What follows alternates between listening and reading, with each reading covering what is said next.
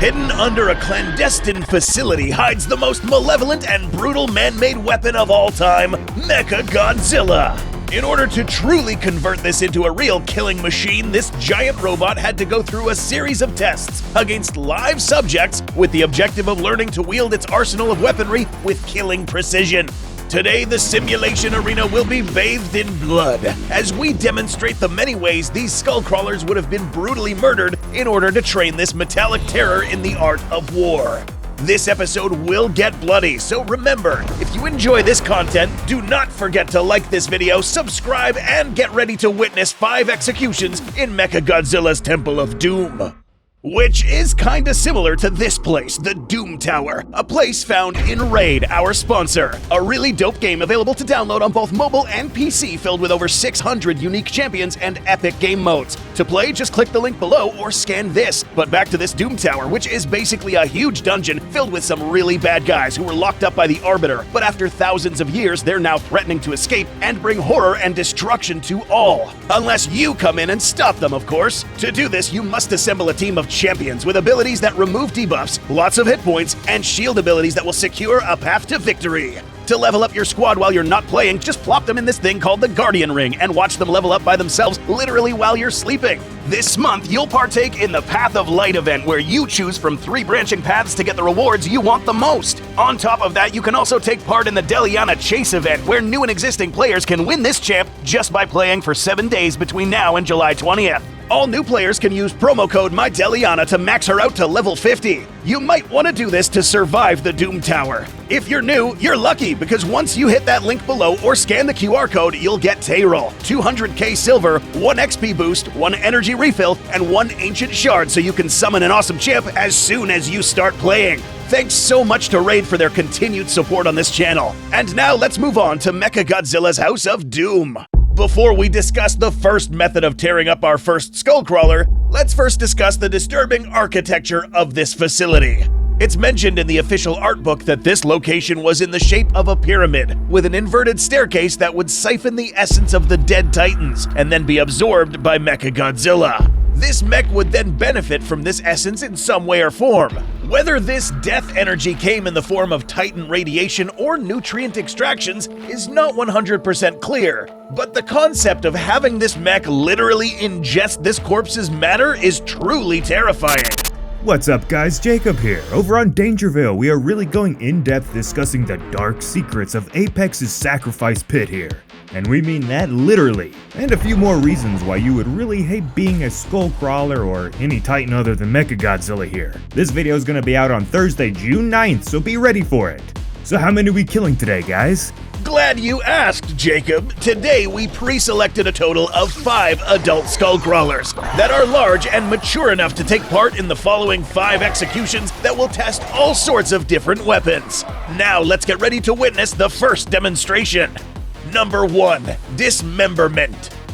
We are beginning this list with the tearing of limbs. In Godzilla vs. Kong, we witness this mech's immense forelimb strength by the way MechaGodzilla lands critical hits against the G-Man with ease, punching him repeatedly and single-handedly tossing this 99,000-ton kaiju like a ragdoll across Hong Kong. In terms of limb strength, this metallic titan would exert more strength than both Godzilla and Kong. This poor skullcrawler here won't just get ripped apart in a few moments, but also flayed in the process. By zooming into MechaGodzilla's hands, we find small buzzsaws that resemble industrial grinders.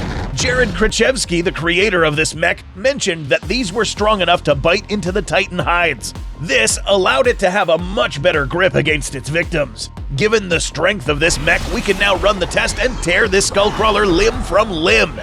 As we can see, MechaGodzilla's limbs are so strong that they could literally tear the skullcrawler's limbs straight from the sockets. Would MechaGodzilla do this? We will guess that yes, MechaGodzilla could also yank out the insides from this skullcrawler too, killing it in an instant.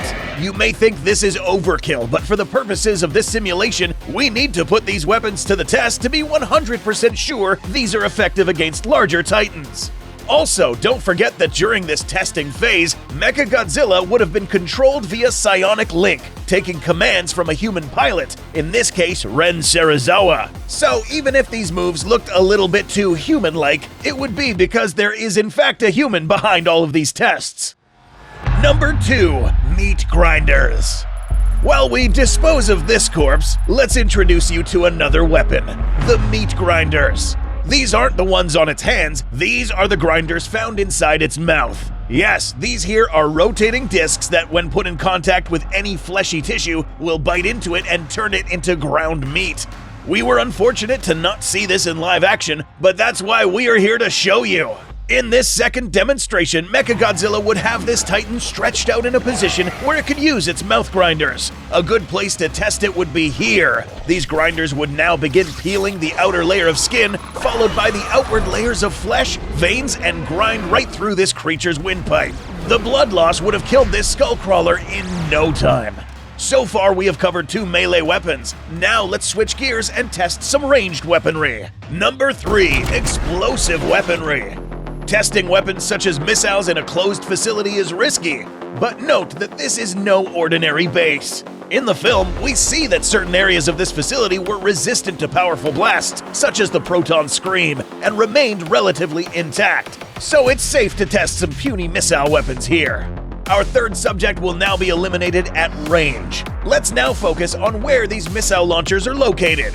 We witnessed 2 locations where these were placed, the shoulder-railed missile launchers along its back, and some smaller launchers hidden on its shoulders. But that's not all. Khrushchevsky also mentioned that MechaGodzilla would have had extra missile launchers hidden in its chest, making this creature well equipped to launch a forward barrage of missile fire. In this scenario, the technology that will need testing would be MechaGodzilla's ability to direct and target the vulnerable areas of this skullcrawler. Once locked, this Titan's AI would then cue the missiles to strike and hit on the specified targets. In this case, the skullcrawler never stood a chance. Getting bombarded from all areas only means that it would suffer severe third-degree burns. And if it survived, MechaGodzilla would simply approach it and finish it off. Before we initialize the 4th scenario, we want to thank you guys for helping us blast through 500k subscribers. So in turn, we are now giving away not 1, but 2 SH Monster Arts MechaGodzillas to 2 lucky subscribers. To qualify, you must be subscribed to Goji Center, comment on any of these videos telling us who you think would be the next villain in the next MonsterVerse film, and include this word in your comment. Winners will be announced in 2 weeks' time. Okay, that's it, and good luck! Number 4. The Proton Scream. In Godzilla vs. Kong, we were lucky to see this weapon in action against both Godzilla and SkullCrawler number 10.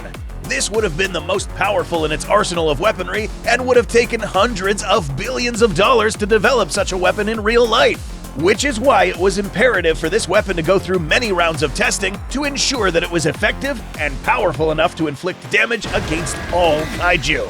In the film, we saw that this weapon was fired through the skullcrawler's mouth, but what if instead of hitting it here, it was hit on another location? Our next demonstration will feature the next victim being held in this manner.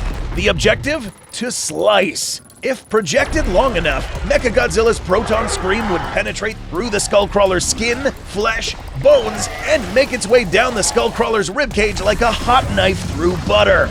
We'd like to imagine that several tests like these were conducted to continue testing weapon upgrades in MechaGodzilla's Proton Scream. Now that we've concluded our ranged weapon testing, let's go back to the final and most brutal of all melee weapons found in MechaGodzilla. Number 5. Tail Scythes. The last weapon we are going to test today is found at the very tip of its tail. These 2 spikes can spin and split into 2 additional scythes, forming a 4-bladed weapon that spins at high speeds, giving it high piercing and liquefying power. Because this mech is manned by a human, Ren Serizawa would have needed some practice getting used to using a prehensile tail, since humans are not equipped with one in real life. Learning how to use this effectively was imperative against other kaiju that could use similar weapons effectively.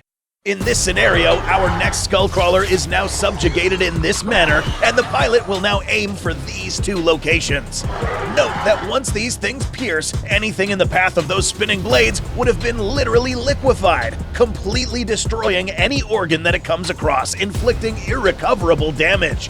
Now that this tail successfully hits its target, it will now finish off this skullcrawler by accurately impaling it from its vocal orifice and turning this titan into a sack of pulp.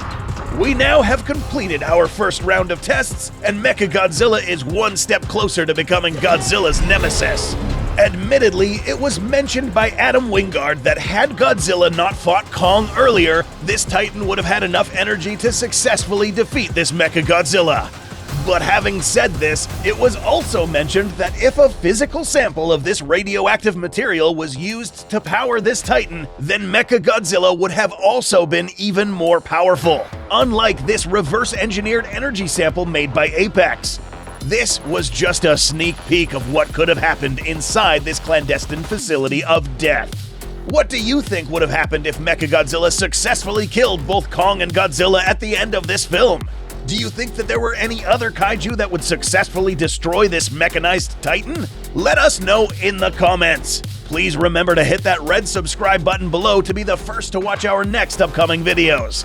Thanks for watching, and we'll see you in the next video.